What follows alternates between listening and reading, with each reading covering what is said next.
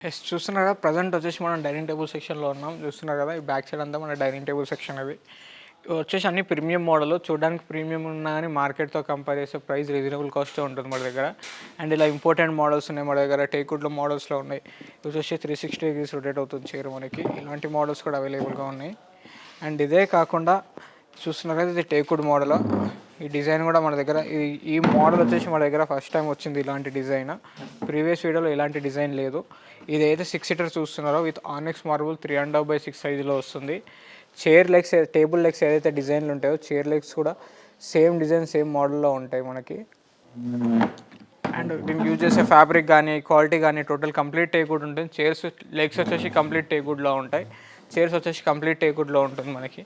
పైన వచ్చేసి ఆనెక్స్ ఉంటుంది. ఇలా 2 డిఫరెంట్ టైప్స్ ఆఫ్ ఆనెక్స్ కూడా మన దగ్గర అవైలబుల్ ఉన్నాయి. ఒకటి యెల్లో కలర్, ఒకటి వైట్ కలర్ 2 మోడల్స్ ఉన్నాయి కూడా. అండ్ ఇలా చాలా మోడల్స్ కూడా అవైలబుల్గా ఉన్నాయి మా దగ్గర. ఇంపార్టెంట్ మోడల్స్, ఇది వచ్చేసి ఇంపార్టెంట్ మోడల్ 6 సీటర్స్. అండ్ ఇది కూడా వచ్చేసి 6 సీటర్. ఫ్యాబ్రిక్ చూస్తున్నారా, చాలా ప్రీమియంగా ఉంటుంది ఈ ఫ్యాబ్రిక్ కూడా.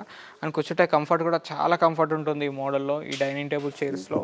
అండ్ వీటితో పాటు మనకి ఏపీ, తెలంగాణ ఎక్కడైనా డెలివరీ చేయొచ్చు. లోకల్ అయినా నాన్ లోకల్ అయినా ట్రాన్స్పోర్ట్ మాత్రం చాలా రీజనబుల్గానే యాడ్ అవుతుంది మనకి.